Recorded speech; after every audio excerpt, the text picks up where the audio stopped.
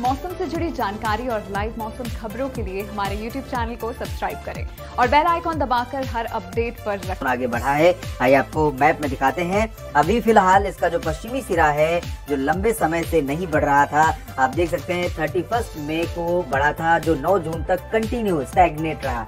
लगभग 9 दिनों तक एक ही जगह पर रहा। गोवा के बिल्कुल दक्षिणी हिस्सों तक, कारवार जो कर्नाटक का हिस्सा है, इन भागों से होकर गुजर रहा था। लेकिन अब आज 10 जून को मानसून की प्रगति हुई है और मानसून गोवा को पार कर गया है और दक्षिणी कोंकण गोवा के, यानी महाराष्ट्र के जो दक्षिणी कोंकण गोवा के रीजन है, इन भागों में एंटर कर चुका है। अनुमान यह है कि अगले 24 से 48 घंटों में, यानी कि मैं कह सकता हूँ 11 और 12 जून के बीच में कुछ इलाके ऐसे होंगे कर्नाटक के लगभग सभी क्षेत्रों में मानसून का आगमन हो सकता है और इसी दौरान आंध्र प्रदेश में पहुंच सकता है। तेलंगाना में भी मानसून प्रवेश कर सकता है। इसके साथ साथ पूर्वोत्तर भारत के क्षेत्रों में भी प्रगति होने की संभावना इसी दौरान बन सकती है। फिलहाल पूर्वोत्तर क्षेत्रों में भी 3 जून से एक ही जगह पर टिका हुआ है। तो ये है मानसून की स्थिति और मौसमी सिस्टमों की स्थिति, और इन स्थितियों के बीच में आए जानते हैं कहां पर अगले 24 घंटों में जबरदस्त बारिश होने वाली है या कहां पर लू का प्रकोप अभी और परेशान करने वाला है। शुरुआत करेंगे सेंट्रल इंडिया के भागों से, क्योंकि यहाँ पर बदलाव ज्यादा होने की संभावना है और यहीं पर मानसून के आगे बढ़ने के संकेत भी दिखाई दे रहे हैं। आप देख सकते हैं अरब सागर में एक्टिविटी काफी अधिक हो रही है। अनुमान यह है कि अरब सागर में काफी ज्यादा जो मौसमी गतिविधियां हैं, मौसमी हलचल है, वो मूव करते हुए वेस्टर्न कोस्ट पर, यानी कि पश्चिमी घाट पर, सूरत से लेकर कोचीन और त्रिवेंद्रम के बीच में, सूरत यानी गुजरात और त्रिवेंद्रम यानी केरल, इसके बीच में कई क्षेत्रों को प्रभावित करेंगे और इसके कारण कई इलाकों में बारिश होगी। तो यहाँ पर गोवा और इसके एडजॉइनिंग प्लेसेस, ये आप देख सकते हैं, ये गोवा है, यहाँ पर सबसे ज्यादा बारिश होने की संभावना है। इसके अलावा जब हम आगे मुंबई की तरफ बढ़ेंगे तो यहाँ से लेकर रायगढ़ और रत्नागिरी, अलीबाग, सांताक्रूज यानी मुंबई का जो रीजन है, और इसके अलावा ठाणे, कल्याण और दहानू, इन सभी क्षेत्रों में बारिश हो सकती है। अनुमान यह है कि 11 जून को इन कोस्टल सिटीज में including Mumbai light to moderate rain के साथ कहीं पर भारी वर्षा भी हो सकती है। सामान्य जनजीवन प्रभावित हो सकता है। मुंबईकर्स के लिए भारी बारिश के दिन अब शुरू होने वाले हैं और अनुमान यह है कि अगले 3-4 दिनों तक बारिश का स्पेल, ये जो स्पेल है, वो यहाँ पर कंटिन्यू करेगा। इसके अलावा मध्य महाराष्ट्र और विदर्भ में भी कई स्थानों पर वर्षा हो सकती है। अकोला, वर्धा, यवतमाल, नागपुर, चंद्रपुर, गढ़चिरौली में भी बारिश होगी और साथ ही साथ नासिक, नंदुरबार, धुले, जलगांव से लेकर पुणे, सांगली, सतारा, कोल्हापुर के बीच में बारिश होने की संभावना है। और अब हम अगर बात करें मध्य भारत के बाकी हिस्सों की, तो दक्षिणी मध्य प्रदेश में आप देख सकते हैं गुना से लेकर गुना, भोपाल, उज्जैन, इंदौर, धार, खरगोन, मंदसौर, नीमच और रतलाम, इन सभी क्षेत्रों में कई जगहों पर बरसात होगी और कई इलाके ऐसे होंगे जहां पर तूफानी हवाओं के साथ बरसात होगी।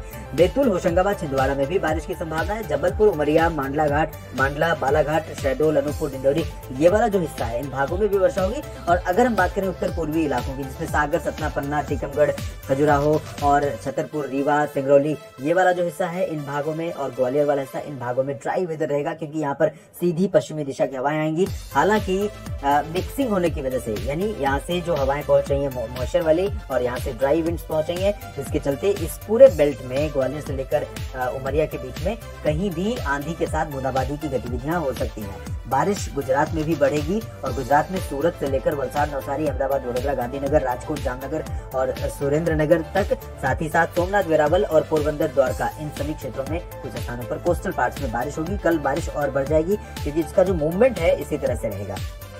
उत्तरी इलाकों में साबरकांठा, बनासकांठा, मेहसाना, पाटन पर भी बादल बनेंगे और कुछ इलाकों में बारिश हो सकती है। कच्छ में फिलहाल ड्राई वेदर रहेगा और छत्तीसगढ़, ओडिशा की बात करें तो दक्षिणी हिस्सों में वर्षा होने की संभावना है। रायपुर से ऊपर यानी उत्तरी इलाकों में अंबिकापुर और कोरिया, सरगुजा, इन सभी क्षेत्रों में ड्राई वेदर रहेगा और इसी तरह से केंदुझाड़ और कटक, पुरी, पारादीप और ये जो उत्तरी ओडिशा का हिस्सा है, इन भागों में फिलहाल शुष्क मौसम लगातार जारी रहेगा। दक्षिण भारत में इंटीरियर पार्ट्स की बात करें तो तेलंगाना और आंध्र प्रदेश में कई स्थानों पर वर्षा होगी और अपेक्षाकृत अगर आप देखें कर्नाटक के इंटीरियर पार्ट्स और तमिलनाडु के इंटीरियर पार्ट्स, तो इन जगहों की तुलना में जो तेलंगाना और आंध्र प्रदेश है, यहाँ पर बारिश ज्यादा होगी और ये इंडिकेट है कि मानसून प्रोग्रेस करने वाला है इन भागों की तरफ। और ये जो बादल होंगे, मैं बार बार कहूंगा, ये जो बादल आपको दिखाई देंगे वो टिकने वाले होंगे और वो कहीं न कहीं आप खुद अनुभव कर सकते हैं कि ये मानसून के बादल हैं, प्री मानसून सीजन के बादल नहीं, जो आते हैं और गर्जना के साथ बारिश देते हैं और धीरे से निकल जाते हैं। तो ये संकेत है। लक्षद्वीप में कई जगहों पर बारिश होगी, मध्यम से भारी, तमिलनाडु, केरल में भी बारिश होगी और कोस्टल कर्नाटक में भी मध्यम से से तेज बारिश की संभावना है।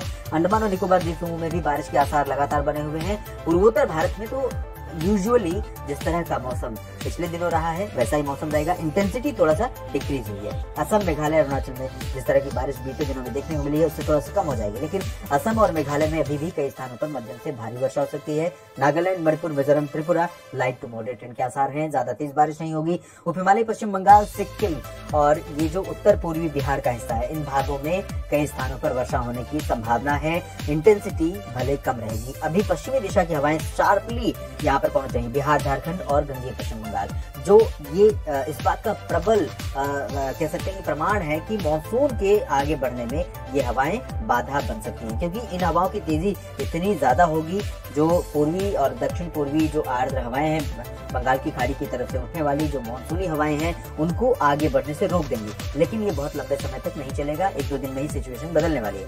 फिलहाल ड्राई वेदर रहेगा, 1-2 जगहों पर आंधी तूफान के साथ गर्जना हो सकती है। उत्तर प्रदेश में सभी जगहों पर शुष्क मौसम रहेगा, लेकिन थोड़ी सी मॉइस्चर की मौजूदगी यहाँ पर मौसम को बदल सकती है। तो नेपाल के ऊपर से हवाएं चल रही हैं, बंगाल की खाड़ी वाली, और ये हवाएं जब यहाँ पर गर्म हवाओं के आसपास में कांटेक्ट में आएंगी तो कुछ इलाके उत्तर प्रदेश में ऐसे हो सकते हैं जहाँ आंधी तूफान के साथ, गर्जना के साथ बारिश हो सकती है, लेकिन प्रोबेबिलिटी बहुत कम है और चांसेस बहुत लिमिटेड प्लेसेस पर हैं। और मेजरली अगर मैं कहूँ तो मेरठ हो, आगरा, बुलंदशहर, बदायूं, गौतम बुद्ध नगर, गाजियाबाद, बागपत और आगरा से लेकर इधर मध्य में चलेंगे तो ललितपुर, झांसी, महोबा, एटा, इटावा, मैनपुरी, चित्रकूट और कानपुर, लखनऊ, बहराइच, गोंडा, बस्ती, साथ ही साथ अयोध्या, गोरखपुर, वाराणसी, भदोही, मिर्जापुर, जौनपुर, प्रयागराज, प्रतापगढ़, सुल्तानपुर, अमेठी, रायबरेली, इन सभी भागों में ड्राई वेदर रहेगा। हीट वेव कंडीशन सभी जगहों पर रहेगी। गर्म शुष्क हवाएं, झुलसाने वाली हवाएं होंगी जो किसानों के लिए और आम लोगों के लिए काफी चुनौतीपूर्ण रहेंगी।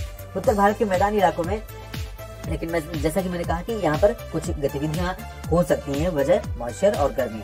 तो यही कंडीशन आपको राजस्थान, हरियाणा, पंजाब और दिल्ली पर देखने को मिलेगी। पंजाब में उत्तरी इलाकों में बारिश होगी, बाकी जगहों पर कहीं भी इस तरह का ट्रिगर वेदर यानी इंस्टेंट वेदर डेवलपमेंट हो सकता है। आपको पहले से लगेगा कि पूरा क्लियर है, आसमान साफ है, लगातार धूप निकली हुई है, लेकिन जैसे ही मॉइस्चर का कांटेक्ट मिलेगा वहाँ बादल आ सकते हैं और बादल डेवलप हुए तो बारिश आंधी के साथ हो सकती है। उत्तर भारत पर्वतीय इलाकों में कश्मीर से उत्तराखंड के बीच में कहीं पर वर्षा हो सकती है और बाकी अगर हम नीचे देखें उत्तरी इलाकों में देखें तो गिलगित बाल्टिस्तान, मुजफ्फराबाद, लद्दाख में भी कुछ स्थानों पर वर्षा हल्की होने की संभावना है। फिलहाल इस वीडियो में भी इतना ही। आप लगातार जुड़े रहिएगा, मौसम का अपडेट मैं आप तक पहुंचाता रहूंगा। धन्यवाद।